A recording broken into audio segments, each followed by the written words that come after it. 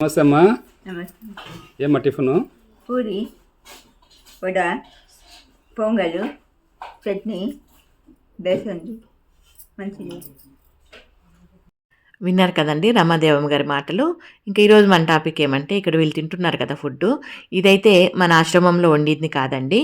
మన అభిమానుల ఒకరు స్వయంగా వాళ్ళ ఇంట్లో వండి మరీ తీసుకొని వచ్చారు. వాళ్ళ ఓపిక అయితే మెచ్చుకోవాలండి. ఎందుకంటే చాలా వరకు ఎక్కడ చేస్తాంలే, మనకి ఎక్కడ అంతమందికి చేసేదానికి కుదురుతుంది, హోటల్లో క్యాటరింగ్ ఇచ్చేస్తాము పని అట్లా అనుకుంటారు. కాకపోతే వీళ్ళైతే వండి తీసుకొచ్చారు కదా, దానికని ఆ మాట చెప్తున్నాను. స్వయంగా మన చేతుల్లో వంట చేసి మన వాళ్ళకి, మనల్ని అభిమానించే వాళ్ళకి ఆ వంటని వడ్డించి వాళ్ళ బాగుంది అని తింటే ఆ తృప్తే వేరబ్బా.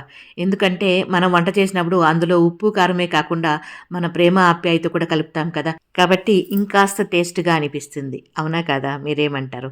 ఇది ఈ పూట మన చిన్ని వీడియో. నచ్చితే లైక్ చేయండి, ఓకేనా? Thank you so much.